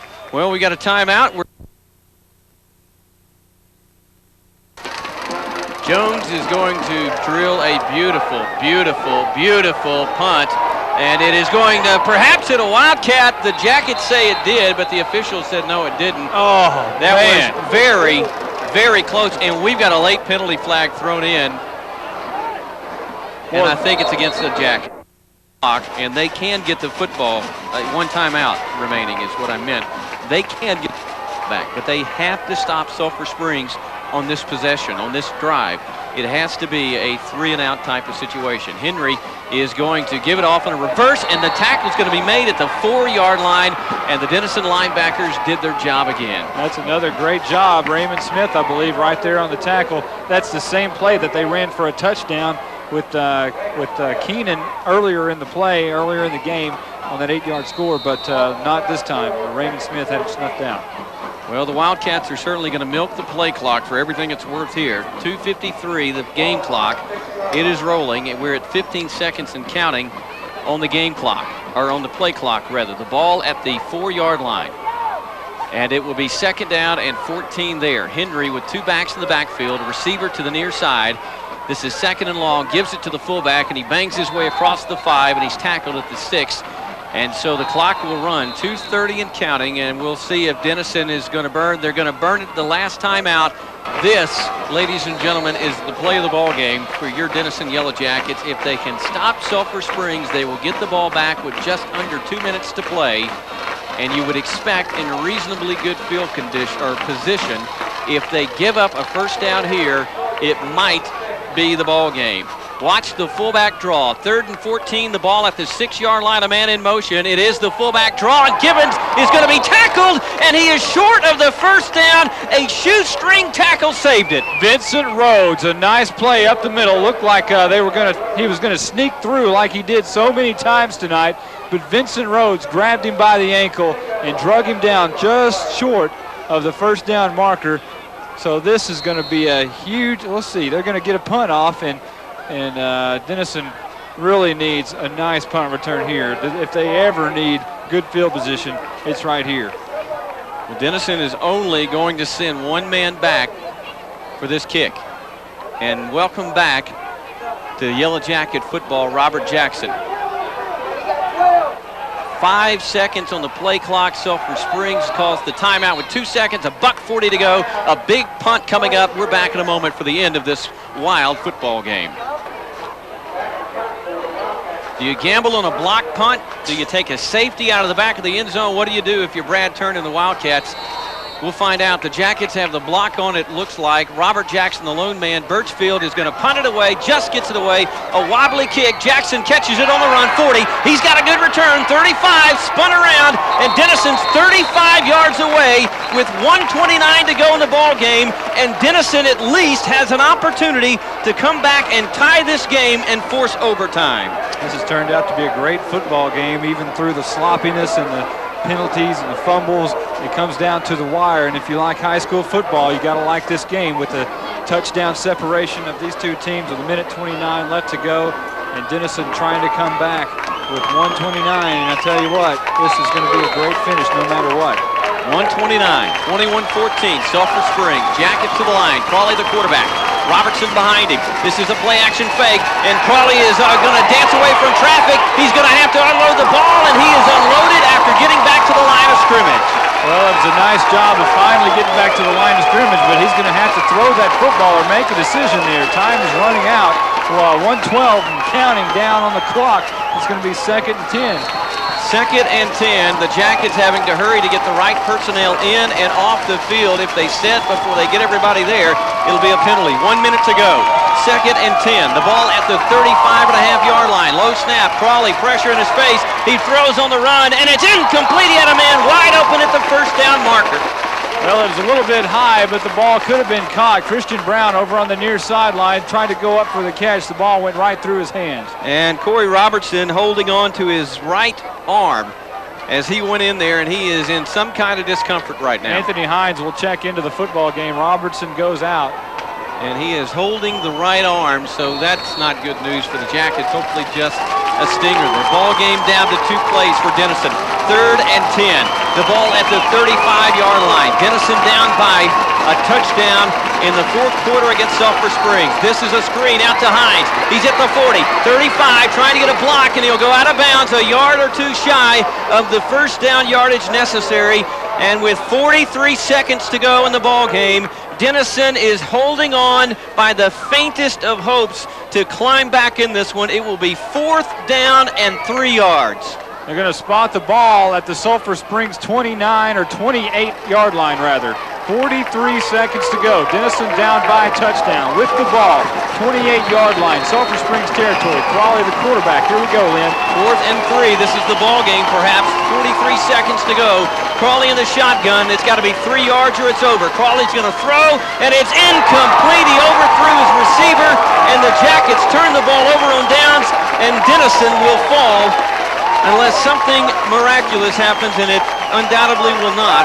The Jackets run out of opportunities in the fourth quarter and apparently will fall 21-14 to the Wildcats and go to 3-3 on the year, 0-1 in District 11 4A play.